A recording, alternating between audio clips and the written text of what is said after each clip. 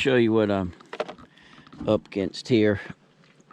You might have noticed, and if you didn't notice, you will before long, because I'm gonna put the camera back there. This is the LA 525 loader on a L3301 tractor, and it's light on the rear end. These tires here, they really need to be full of water to give you some more weight. In a case like this, I could put something on the back and weight it down, but then it hampers you turning around. This thing will,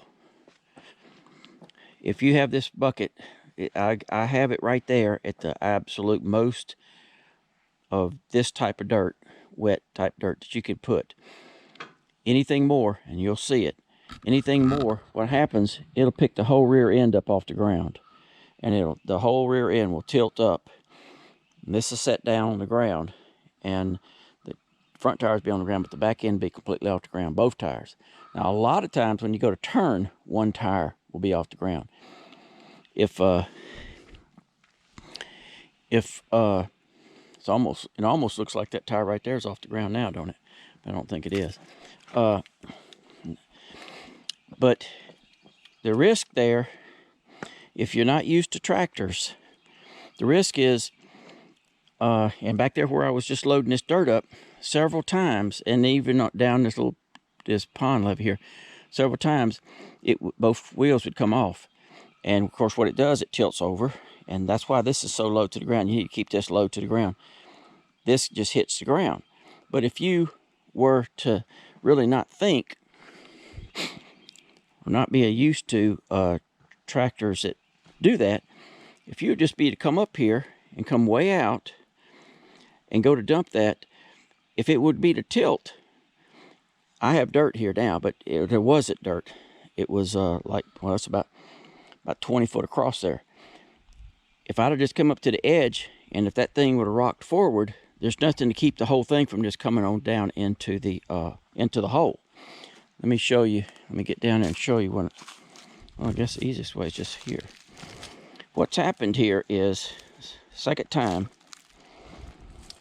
beavers have gone in on the water side and dug a hole into the levee, and then come out the back side. And I'll show you on the back levee back there later how they do it.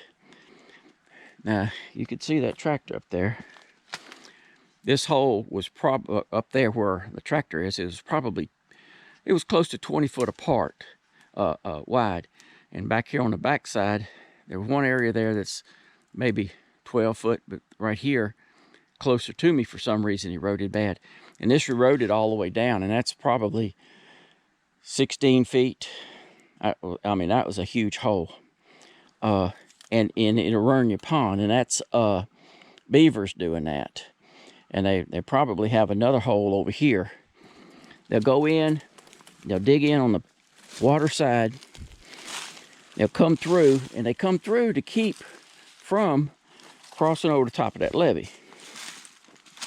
And I'm pretty hard on the beavers around here, so I keep them. I mean, they'll still chew all the trees up, but this probably here, this could be very well a spot up in there that I have fixed. You can see like a little hole there. This might be another spot where they've almost came through or something. I'm not sure why that water's coming out of there.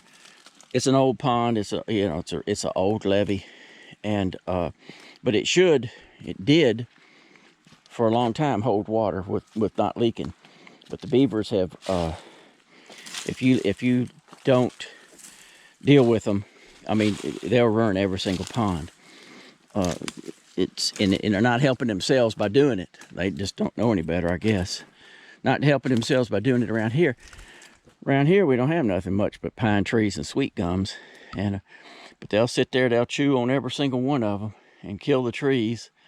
And of course, when the tree dies, that doesn't help. Because then the roots, there's, roots right out and all that. But I'll dump that dirt about where I'm at. way back up on the good dirt. And then I slowly, as I work my way, I'll just keep pushing it. I don't come out here and dump the dirt, because if it ever tilted down, you're going to end up down here underneath that thing. It's going to turn over. And you run the risk of that even if you had water in your tires. It's, yeah, get back up here. You always better off pushing the dirt. Now this loader here is, I sure wouldn't say it was undersized for this tractor. It can pick up more dirt, more clay than the tractor has weight in the rear end, way more.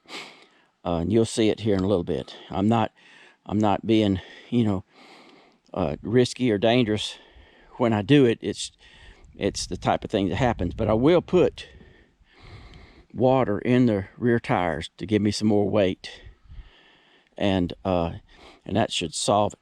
Now, if it wasn't, this was, of course, when water's coming over your levee and rushing, and washing it out, you get kind of in a hurry. So I was bringing a lot more dirt in here than I would normally. So I was trying to make every load worthwhile. Normally I might just bring half that much and, just have twice the fun driving. But I didn't have that luxury this time. I needed to get this hole filled.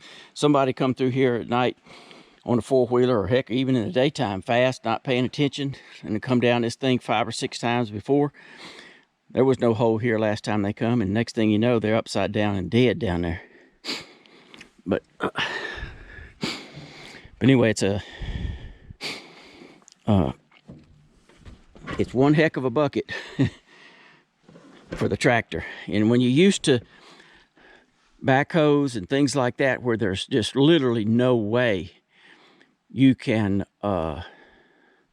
pick the rear end up, the backhoe part weighs so much that there's just literally no way you can tilt it up. When you get one like this, that's just a front end loader, you got to be careful. Get yourself in a bind real quick.